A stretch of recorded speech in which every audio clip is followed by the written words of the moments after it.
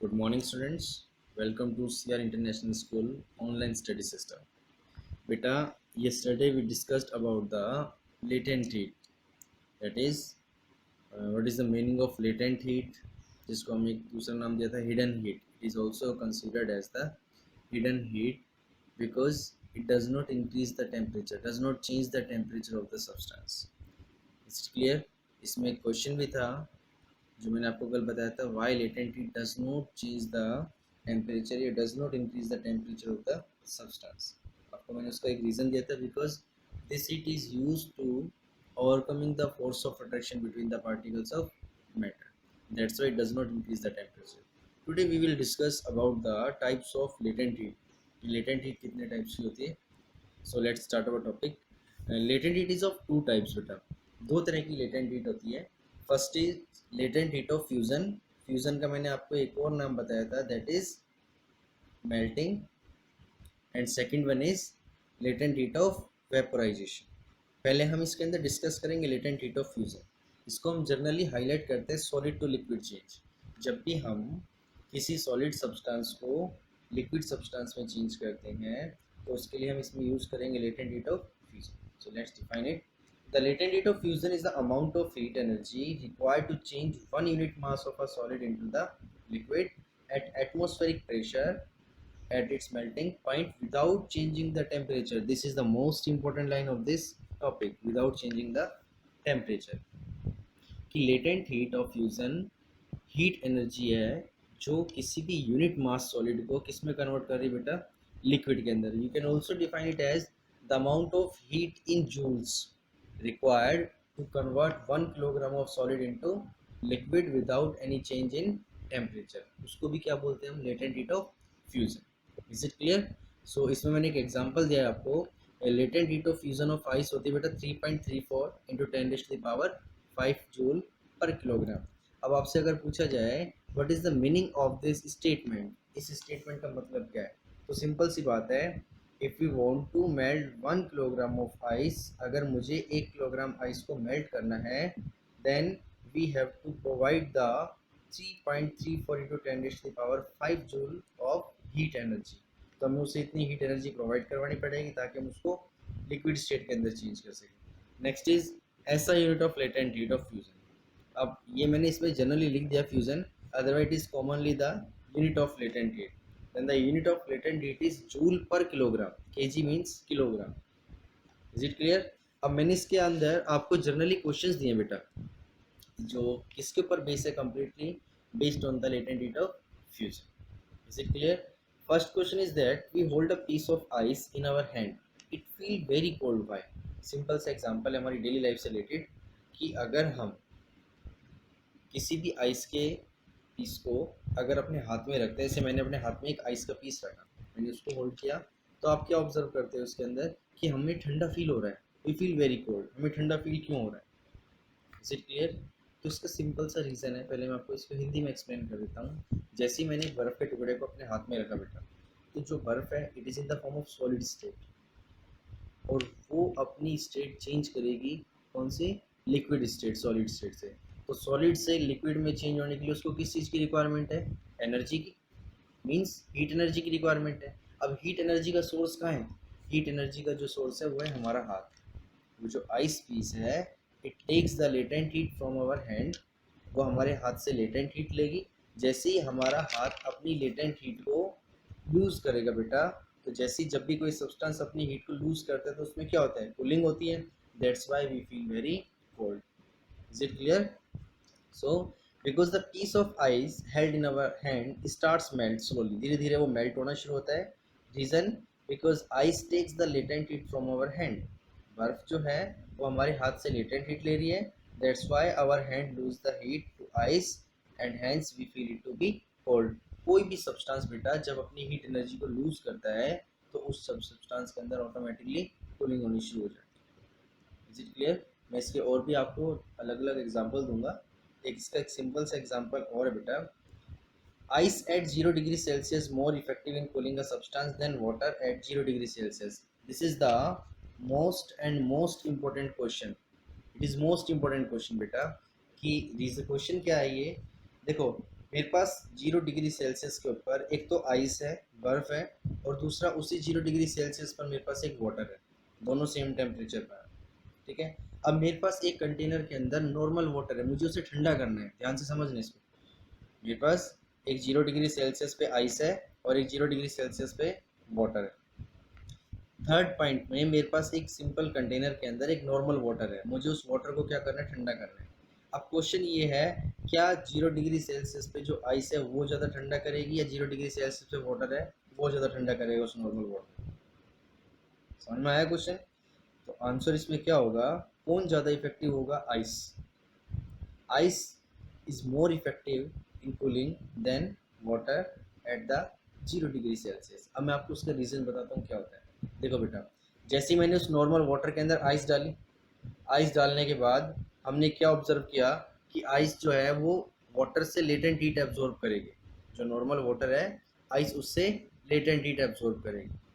Is it clear? क्यों absorb कर रही है? क्योंकि आइस सॉलिड फॉर्म में है और उसको किस में फॉर्म के अंदर कन्वर्ट होना है, लिक्विड फॉर्म के अंदर।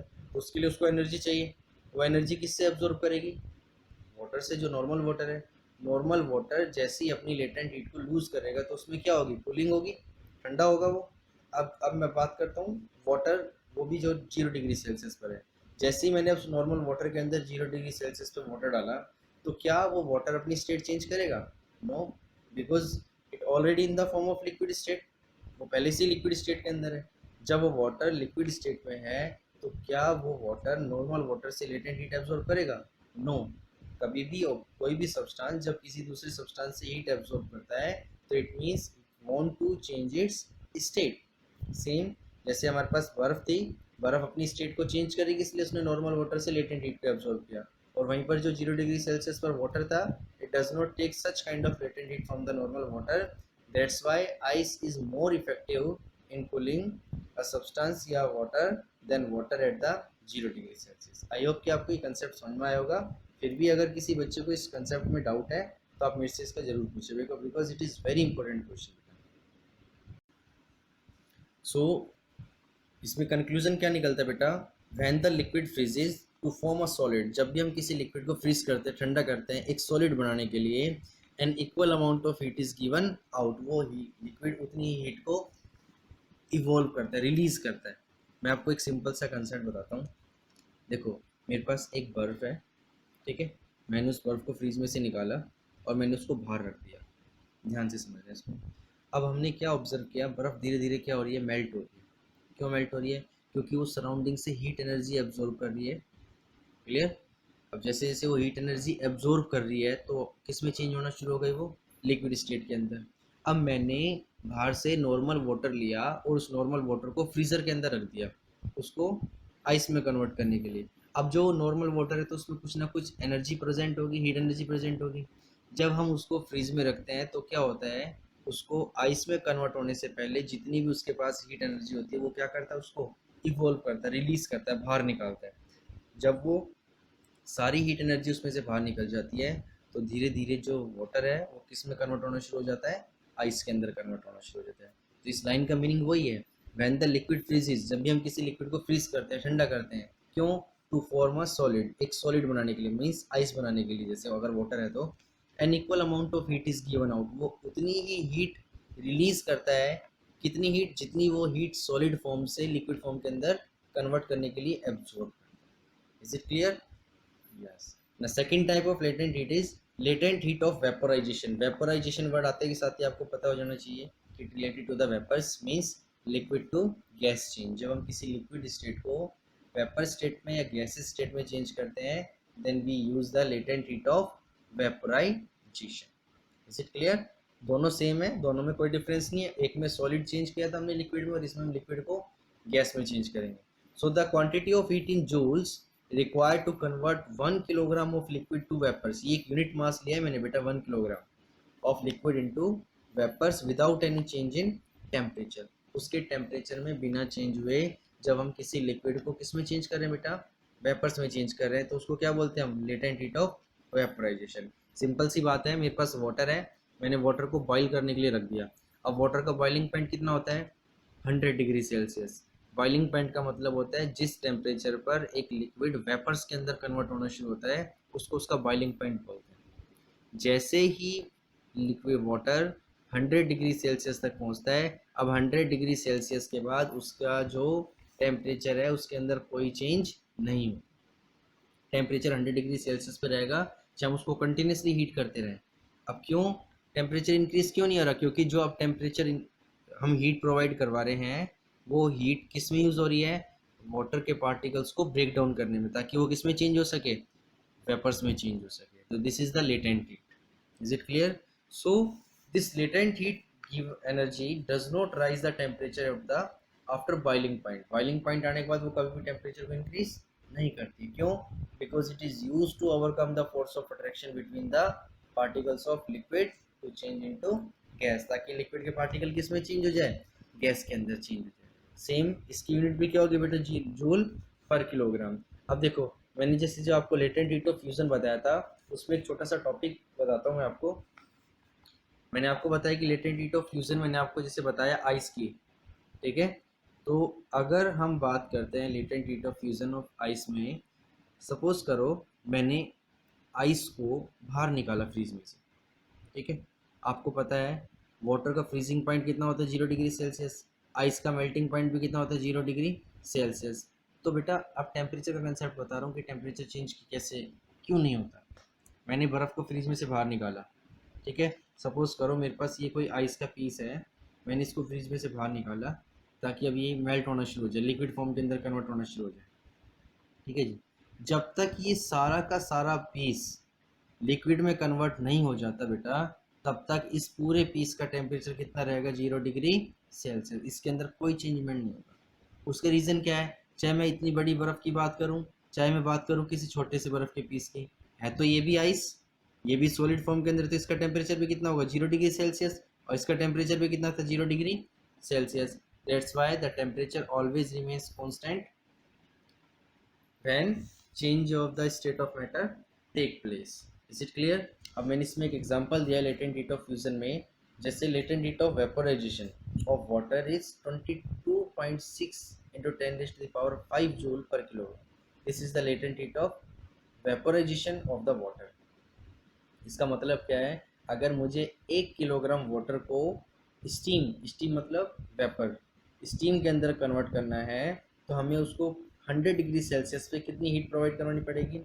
22.6 into 10 raised to the power 5 joule.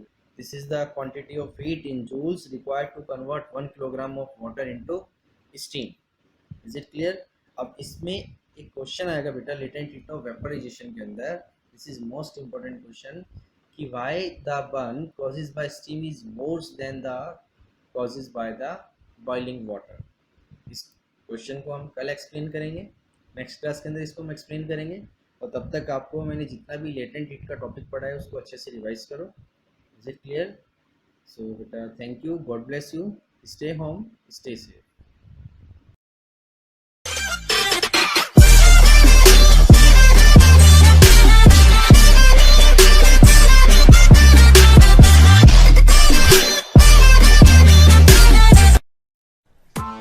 Press the bell icon on the YouTube app and never miss another update.